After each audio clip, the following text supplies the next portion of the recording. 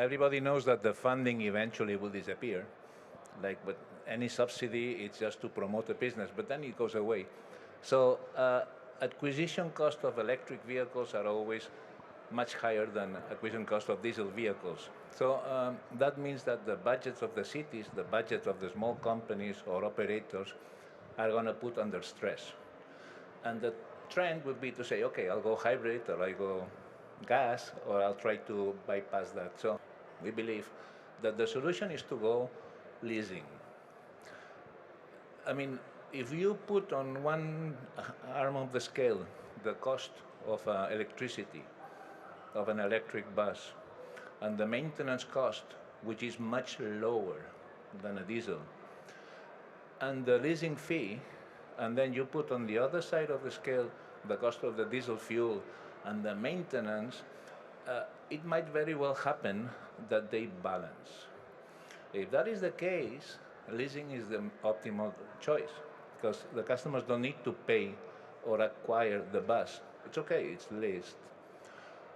Now, this makes sense with long-term leasing plans, which is okay nowadays because some manufacturers we are offering 15 years for the battery.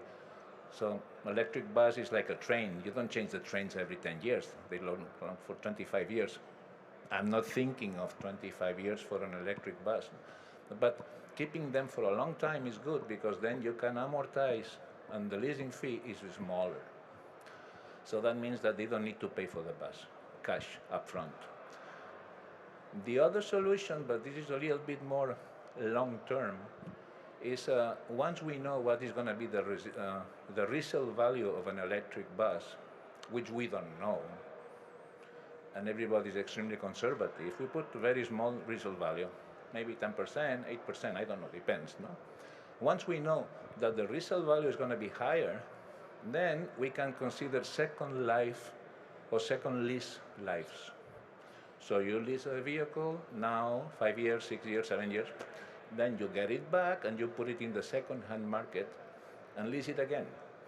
So that means that uses the full life of the vehicle, 10, 12, 13, 15 years, doesn't matter, and it is a very affordable option for anybody without having to resort to subsidies.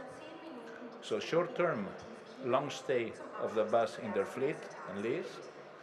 Maybe mid-term, we will be able to make shorter leases, one after the other. So that's the only way we see nowadays for the potential lack of subsidies and to enforce this technology because it's a big segment. Intercities and coaches are huge in terms of segment, so we have to go there. It's bigger than the city buses. So, and the money will run out, so we have to do something like this. That's our opinion.